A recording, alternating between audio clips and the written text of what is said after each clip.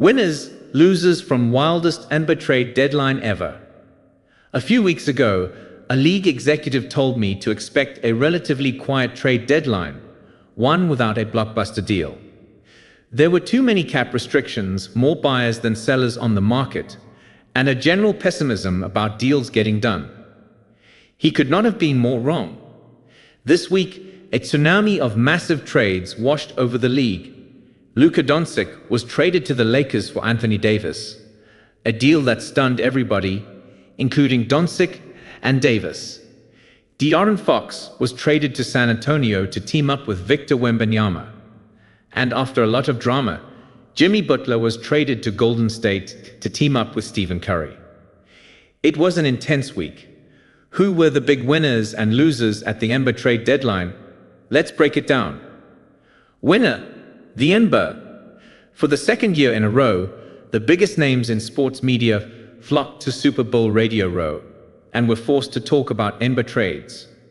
Media personalities who expected to be focused on whether the Chiefs can stop the tush push were suddenly discussing how Luka Doncic and LeBron James might work together and whether Jimmy Butler gives Stephen Curry a legit shot at a title.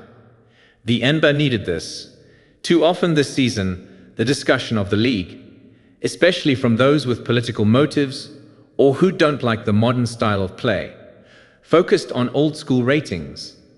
Those people missed the point, and this week, the power of the NBA as a sports and entertainment force was on full display. It was a good week for the NBA. Winner, Los Angeles Lakers. How do things like this just fall in the Lakers' laps? Lakers exceptionalism for the win. Lakers GM Rob Pelinka had the GM of a team with a 25-year-old, top 3 player in the world pull him aside and ask, "How would you feel about trading for our star?" To Pelinka's credit, he recognized what was happening, didn't overthink it, and ultimately pulled the trigger on the trade. He somehow even got Dallas GM Nico Harrison to take just one first-round pick, and no Dalton Knecht in the deal either. It was a steal of a trade for the Lakers, even with Anthony Davis as the price. If the price had been both first-round picks and Knecht to get this trade done, Pelinka still should have done it without hesitation.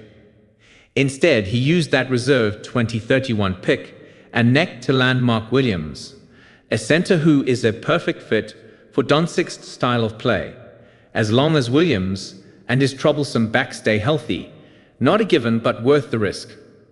With these trades, the Lakers moved up to the second tier in the West, and maybe higher than that.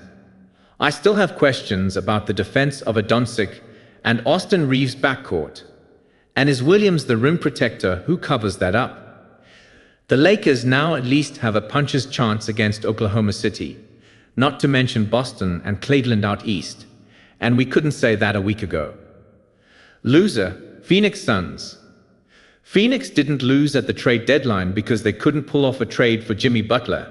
It's how the whole thing went down that put them in this category. Phoenix traded away its most valuable asset, an unprotected 2031 first-round pick, sending it to Utah to break it up into 3 first-round picks, likely all in the 20s. The 2025 one is Cleveland's pick, so likely 28 to 30. The only reason to make that pick exchange is because other trades that require first-round picks for multiple teams are lined up. But the Suns didn't have those trades in the bag. Nothing came to pass. So the Suns ended up with lesser picks, one of which they used to get off Jusuf Nurkic's salary. With no Butler trade happening, the Suns suddenly pivoted and started listening to trade offers for Kevin Durant, which blindsided Durant. KD ended up throwing cold water on a return to the Bay Area trade, but the entire saga left weird and uncomfortable vibes around the team. Durant didn't ask for a trade heading into the deadline, but it may be a different story this summer after this deadline. He is extension eligible this summer. In the end, the Suns are 25 to 25 with one of the most expensive rosters in the league, and they didn't do anything to change any of that. Winner, Jimmy Butler. Jimmy Butler got what he wanted, to get paid. The entire saga in Miami started because Pat Riley wouldn't offer Butler the contract the star thought he deserved last summer. To rub salt in the wound, Riley said at an end-of-the-year press conference, "That's a big decision on our part to commit those kinds of resources unless you have somebody who's going to be there and available every single night. That's the truth." Riley should have traded Butler within a week of that press conference. Based on Butler's history in Minnesota and Philadelphia, everyone knew what was coming. Instead, Riley stood his ground, and it became an ugly battle of egos between Riley and Butler.